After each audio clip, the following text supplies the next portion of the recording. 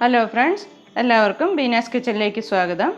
അപ്പോൾ നമ്മളിന്ന് നല്ലൊരു തന്തൂരി ചിക്കനാണ് ഉണ്ടാക്കാൻ പോകുന്നത്.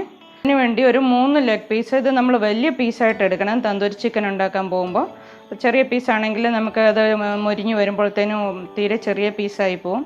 അപ്പോൾ നമ്മൾ വലിയത് 3 ലെഗ് പീസ് എടുത്തിട്ടുണ്ട്. അതിന് വേണ്ടിയിട്ട് നമ്മൾ ഒരു 3 സ്പൂണ് തൈര് വേണം. പിന്നെ നമ്മൾ ഒരു 2 സ്പൂണ് ഇഞ്ചിയും വെളുത്തുള്ളിയും നല്ലതുപോലെ ഒന്ന് പേസ്റ്റാക്കി വെച്ചിരിക്കുന്നതാണ്. ഗരം മസാല വേണം ഒരു ചെറിയ സ്പൂണ് കുരുമുളക് പൊടി വേണം. പിന്നെ നമ്മൾ ഈ കസൂരി മേത്തി എന്ന് പറഞ്ഞിട്ട് ഹെർബ്സാണ്, ഇത് നമുക്ക് വാങ്ങിക്കാൻ കിട്ടുന്നതാണ്.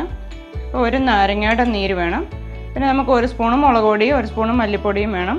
നമുക്ക് ആദ്യം തന്നെ ഇതൊന്ന് മാരിനേറ്റ് ചെയ്യാം. ഇപ്പം നമ്മൾ മാരിനേറ്റ് ചെയ്ത് ഒരു 4 മണിക്കൂർ ഫ്രിഡ്ജിൽ വെക്കണം കുറഞ്ഞത്.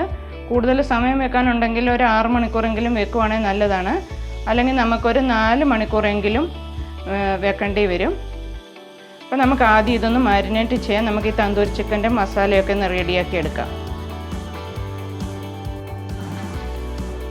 അപ്പോൾ നമുക്ക് ആദ്യം തന്നെ മസാല റെഡിയാക്കാൻ നമ്മളൊരു വലിയ 3 സ്പൂണ് തൈരാണ് എടുത്തിരിക്കുന്നത്, അതിടാം. അതിൻ്റെ കൂടെ നമ്മളിതെല്ലാം മസാല ഒന്ന് നല്ലതുപോലെ മിക്സ് ചെയ്തിട്ട് വേണം ചിക്കനെല്ലാം ഒന്ന് നമുക്ക് തേച്ച് നല്ലപോലെ പിടിപ്പിക്കാൻ. ഇത് 1 സ്പൂണ് കസൂരി മെത്തിയാണ്, അത് ചേർക്കാം. നമ്മൾ എടുത്തു വെച്ചിരിക്കുന്ന മസാലയെല്ലാം ഒന്നിച്ചങ്ങോട്ട് ചേർത്ത് പിന്നെ മസാല ഒന്നും ചേർക്കുന്നില്ല. അപ്പം നമുക്കൊരു സ്പൂണ് കുരുമുളക് പൊടി ഇടാം. ഇത് ഗരം മസാല നമ്മൾ വീട്ടിൽ പൊടിക്കുന്ന ഗരം മസാല തന്നെയാണ്. എൻ്റെ ചാനലിനകത്ത് നോക്കിയാൽ നമ്മൾ ഹോം മെയ്ഡ് ഗരം മസാല കാണാൻ പറ്റും. അപ്പോൾ ആ ഗരം മസാല ചേർക്കാം. പിന്നെ ഇഞ്ചിയും വെളുത്തുള്ളിയും നമ്മൾ ഇത്തിരി കൂടുതൽ ഇടുകയാണെങ്കിൽ നല്ല ടേസ്റ്റ് ആയിരിക്കും. അപ്പോൾ നമുക്ക് ഇഞ്ചിയും വെളുത്തുള്ളിയും നല്ലതുപോലെ ഞാനൊരു 2 സ്പൂണ് ചതച്ച് വെച്ചിട്ടുണ്ട്, അതിടാം.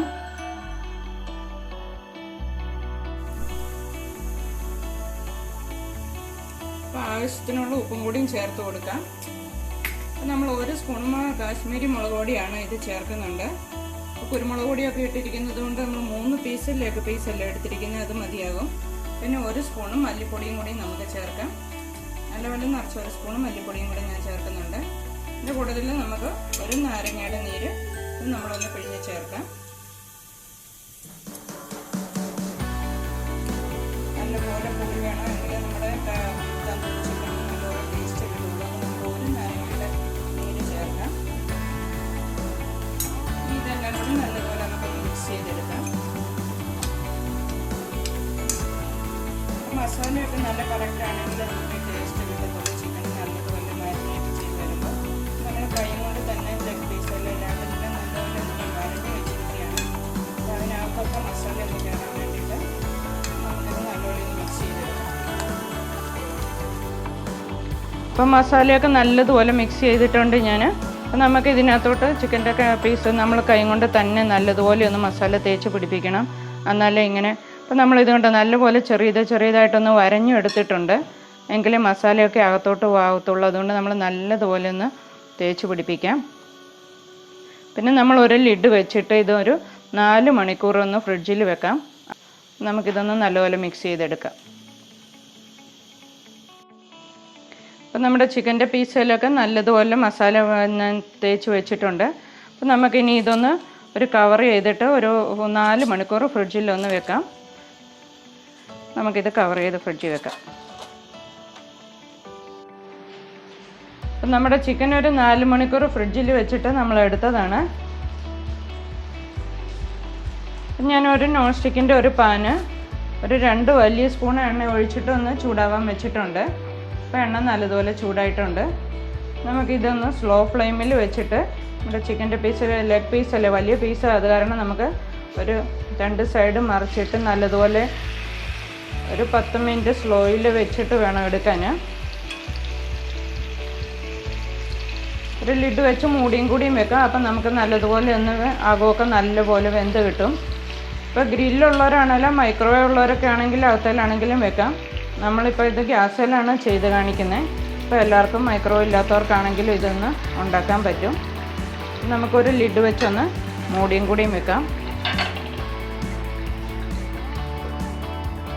ഇടയ്ക്കൊന്ന് സൈഡ് തിരിച്ചു കൊടുക്കണം. അപ്പം നമുക്കൊരു 10 മിനിറ്റെങ്കിലും ഒരു സൈഡ് വെക്കേണ്ടി വരും. സ്ലോ ഫ്ലെയിമിൽ തന്നെ വേവിപ്പിച്ചെടുക്കണം.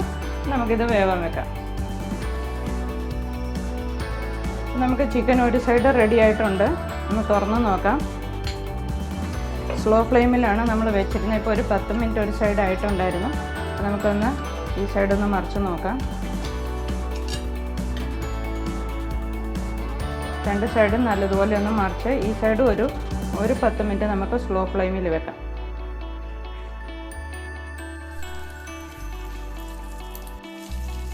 അപ്പോൾ നമുക്ക് ചിക്കൻ ഒന്ന് നോക്കാൻ റെഡിയായാണ്.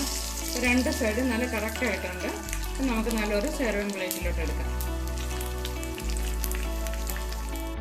അപ്പം നമ്മുടെ തന്തൂരി ചിക്കൻ നല്ല റെഡി ആയിട്ടുണ്ട്.